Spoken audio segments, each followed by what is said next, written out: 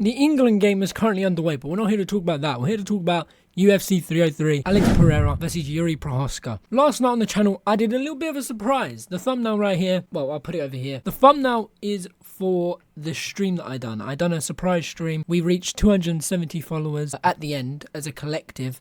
So thank you all for tuning in who did, and it was amazing. It was so fun. I got drunk and yeah. But we're not here to talk about that. Let's talk about the fights. We start with Ian Garry versus MVP. By the way, I got one fight right, which was the main event. Ian Garry, I put down on my notes that Ian Garry had a grappling masterclass. I gave it 29-28 to Garry. I believe MVP kind of came alive a bit more in round 2. MVP obviously doing his karate style, being very loose, getting in range. He threw in my opinion, he threw too many wild shots, and I know that's an MVP thing, that it just allowed Ian Garry to get the takedowns and to get in close enough to attempt takedowns. But whenever Ian Garry would try and get a takedown against the fence, it wouldn't work. MVP did very well at defending against the fence. I think he got taken down once or twice against the fence in like round 3. Very impressive from Ian Garry.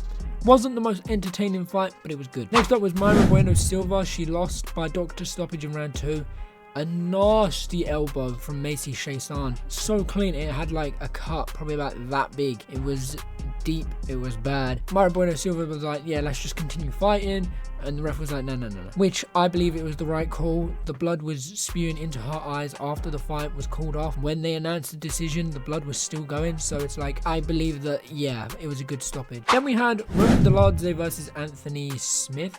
That fight, I gave it 30-27. I just didn't see much from Anthony Smith. I just didn't see him winning the exchanges. He wasn't doing enough, and I believe that he kind of just gave that one away. But it was a very good fight from DOLIDZE. DOLIDZE obviously shut down a lot of, shut down a lot of Smith's offense, and yeah. Diego Lopes versus Dan Ige. So it was meant to be Brian Ortega, but Brian Ortega pulled out like 2 hours before the fight, and Dan Ige was ready. He was like, I'm game, let's fight. Which Dan Ige was going off on one on Twitter. It was very weird. Dan Ige was like, oh, you guys ain't ready for this, something big's about to happen, the UFC's doing something huge, and everyone's like, bro, you are on something, what are you doing? And then it turns out he was fighting. For a guy who, I don't know if he had a training camp set up or anything, didn't really do much training, I think. He done it very well. He done very impressive. I was very impressed with him. And at this point, I'm hammered. I'm smashed. I'm finished. I was probably finished by the Ian Garry fight. I had one drink. I was okay. Then the MAYRA Bueno Silva, I was done. But no, Diego Lopes was...